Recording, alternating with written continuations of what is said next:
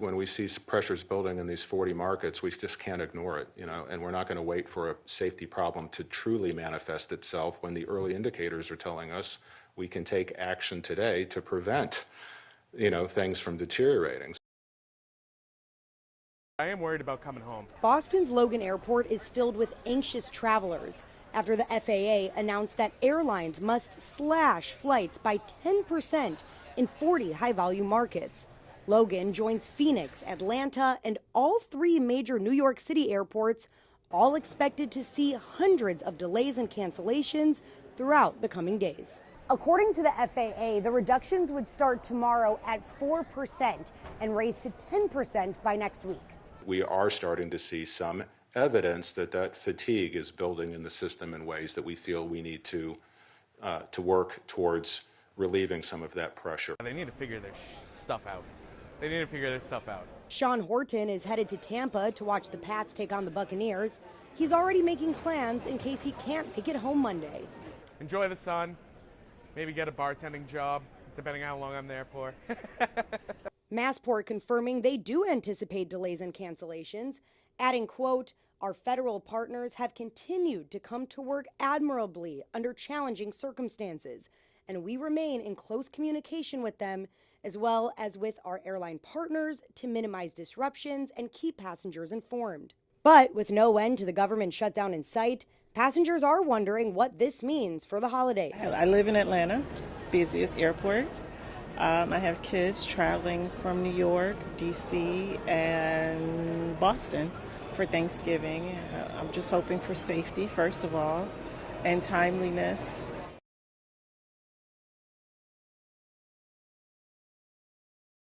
The race is on to fund the government before the shutdown puts air travel at risk. Here's a live look right now at Hartsfield Jackson International Airport there in Atlanta, one of dozens set to feel the impact. And thanks for joining us. I'm Jan Jeffcoat. It is Thursday, November 6th.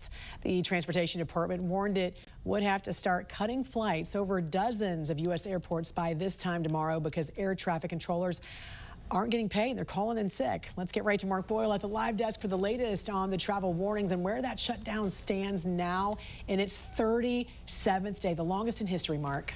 In terms of the shutdown, it is in the same exact place as it was when you went to sleep last night. There's no real movement, and if things don't change by end of business today, when we wake up this time tomorrow in 24 hours, 10% of the flights that are in the air will not be there. So you take 100%, subtract 10. That's where things will be, thanks to the FAA saying they're doing it for safety. Transportation Secretary Sean Duffy made this announcement, and he said that it's going to affect the nation's airports like Atlanta. To Washington Reagan, here to my left as we get a live look this morning. All of this stems from the strain being put on air traffic controllers. Many of them are calling out. They're not going in and refusing to work without pay. Because of that, we have seen staffing pressures throughout our airspace. Those who travel will see that we've had more delays. We've had more cancellations. We do not want to see disruptions. And here's how this will work starting tomorrow. About 10% of flights will be cut at 40 airports nationwide. And we're going to see that cut affect thousands of flights starting in the morning. Right now, this map tells the story where those locations are. These are the airports that will see the effects from Tampa and Orlando down in Florida, up and down the East Coast, D.C., New York, Chicago, Texas, California at the West Coast, Alaska, and even Hawaii will get on this as well. If you are flying, there are some ways to work around this. At least try and have a backup option by booking an additional flight, perhaps with a refundable ticket. Yes, it will be more money, but it's a backup. Consider it like insurance. Use miles to book. The airlines will let you put those miles back into your account. You can cancel right up to boarding for most airlines. Identify nearby airports. If you're flying to Orlando, maybe book a flight to Tampa. It's about an hour-and-a-half to 2-hour drive. Not terrible, again, if you have to go. And try to avoid connections. The non-stops will save you in this situation. Airlines putting out statements overnight. United sent a statement to customers. You may have woken up to see this in your inbox. Even non-refundable tickets, basic economy will get full refunds. If all of this happens, if the shutdown continues and these delays and cancellations start, you'll get your money back. That is certainly good news. We'll keep you up to date on this. New updates from the FAA as we get it at the live desk. I think it's going to have a huge impact. And listen, this is yet another example of the kind of chaos that Donald Trump has brought to our country. I mean, listen, Republicans control the White House, they control the House, they control the Senate. They got to reopen the government, and they got to pay these workers who do really critical tasks for us, like keeping us safe when we're in the skies. It's time for them to get this over with and get people back to work, pay folks, and end this shutdown.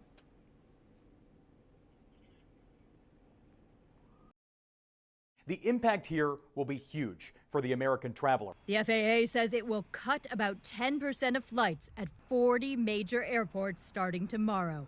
That's unless the government reopens. The reason? Air traffic controller shortages. FAA facilities report more than 400 of them since the shutdown began. They're not calling in sick. They're calling in saying, I don't have childcare today. What do you want me to do? A controller union leader says the need to address the strain on the system is urgent. The FAA agrees. And we're not going to wait for a safety problem to truly manifest itself when the early indicators are telling us we can take action today to prevent, things from deteriorating. An airline source says companies got about an hour's notice about the plan. Now they're scrambling to adjust their flights. United says it aims to keep hub-to-hub schedules normal, but the CEO of Frontier Airlines warns some passengers could get stranded. He suggests people flying Frontier within 10 days book backup tickets. Across airlines, passengers leaving tomorrow might not get much warning if they're affected.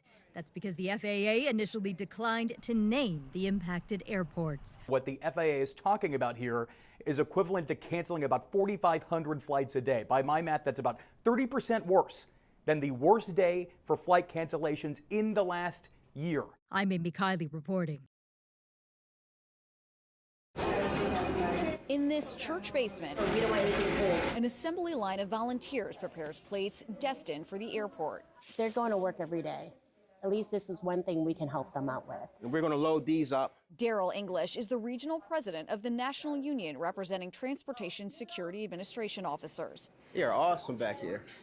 On a crisp Monday morning, he and other union reps load up coolers, then drive an hour to deliver free meals to TSA officers at Chicago Midway International Airport.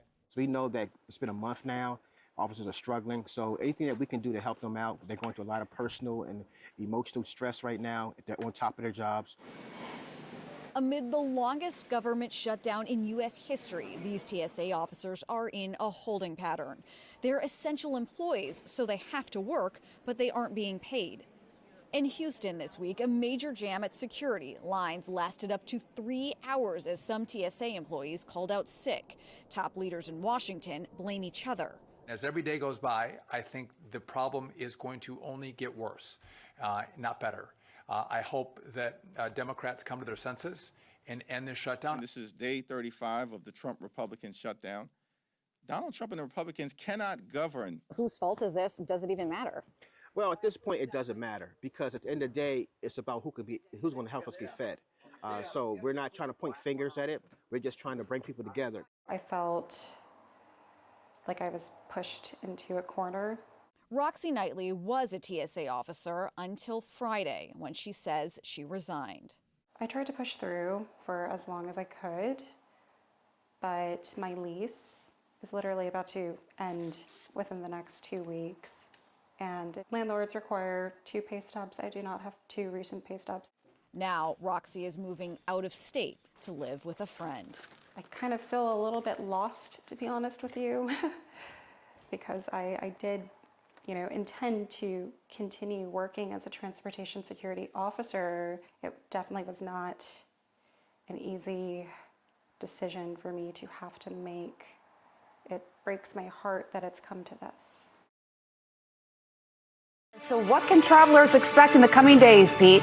Not an easy go at it. Supporters say this is about safety, but the critics here are underscoring this and asking, is this about political leverage? Because millions of travelers woke up to emails overnight from airlines warning about possible changes to their flight. This is now the most direct consequence the government shutdown has had on air travel.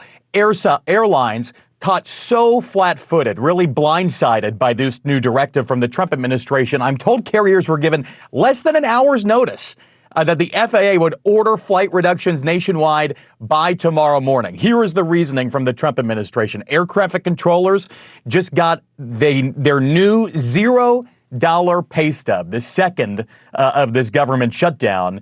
Transportation Secretary Sean Duffy says that puts stress in the national airspace system, and it's reached the point where it's no longer safe to operate at full capacity. Here is the new directive broken down. If there's no deal to reopen the government, the FAA will reduce flights by roughly 10% at 40 of the country's biggest airports. An FAA source tells me the list is expected to include what are known as the Core 30 airports. Those are the busiest, most operationally critical airports nationwide. FAA Administrator Brian Bedford says the new policy was guided by safety reports from pilots, not air traffic controllers, that these reductions are intended to protect. Controllers tell me there's a lot of confusion right now among their ranks about how exactly this will be implemented. Also a lot of confusion from the airlines, which are now scrambling to adjust their schedules. All 4 major U.S. airlines say they're complying with this directive. They're giving passengers some outs here, some waivers to change their flights free of charge. And then there's this reaction from Frontier Airlines CEO Barry Biffle. He called the directive unsustainable, saying, quote, "You cannot run the national airspace system like this. This is not how a modern aviation system functions." And he even suggested travelers consider booking a backup ticket on a different airline. Totally unprecedented. You have to put this into context, though. The U.S. handles about 45,000 flights a day. 10% reduction of that number is worse than the worst day for cancellations of the past year. Every day until the shutdown ends. This is not a small tweak. Aviation's a multi-billion-dollar industry, and when you slow the system, you slow commerce, travel, supply chains nationwide. The clock is really ticking now. Never in modern U.S. aviation history has the federal government done an across-the-board cut to flight capacity like this, and it now seems that passengers are really going to be the ones who have to pay for it. We still don't know what a solution to this government shutdown will look like. As of right now, the arguments remain the same. Republicans are calling for essentially an extension of current funding levels on a short-term basis, and Democrats are focusing in on health care, pushing to address enhanced Obamacare subsidies set to expire at the end of the year. According to sources, some Democrats have privately signaled they might be willing to support a stopgap bill to end the shutdown in exchange for a future vote on health care. Negotiations, though, are still ongoing, and others in the party are ramping up pressure to not yield without a real healthcare victory. Meanwhile, President Donald Trump continues to pressure Republicans to unilaterally end the lapse in funding by voting to end the Senate filibuster. That is not a likely solution, as GOP leadership have argued for keeping the filibuster in place, asserting that the 60-vote threshold is an important safeguard for them when Democrats are in the majority. Now, as this standstill continues, so does the impact. The FAA announced that it would reduce air traffic at a number of major airports on Friday unless the impasse ends before then. This comes as staffing shortages at terminals are already causing widespread delays, and thousands of air traffic controllers are set to miss their second full paycheck next week. At the White House, I'm Julia Benbrook. As the blame game continues on Capitol Hill. We will not support a partisan Republican spending bill that continues to gut the health care of the American people. We're just not going to have that conversation while Democrats are holding the federal government hostage. The next shutdown pressure point could be the nation's airports. The Trump administration says starting Friday, it will cut 10% of air traffic at 40 busy U.S. airports if the shutdown continues. Transportation Secretary Sean Duffy told Fox News Thursday it's a safety measure. This was not a political decision. This was a data-driven decision to make the right calls, to get ahead of any issues that could happen, in the airspace that could have negative consequences. As essential workers, air traffic controllers are required to be on the job but are getting their second empty paycheck of the shutdown next week. These are real people dealing with real life circumstances. And when you don't pay somebody for 37 days and say, hey, just keep showing up and do your best, people are going to have issues, and they're mounting daily. More than 5 weeks into the longest government shutdown in U.S. history, air travelers have already seen delays mount. As a traveler, it's very inconvenient for me, but I mean, if you're not paying people right, I completely understand. Some airlines waiving flight change fees ahead of possible disruptions. Meanwhile, the Department of Agriculture revised its guidance on SNAP benefits for November, giving some recipients a boost to their partial payments, but still not the full benefit they rely upon. In Washington, I'm Karen Kafa.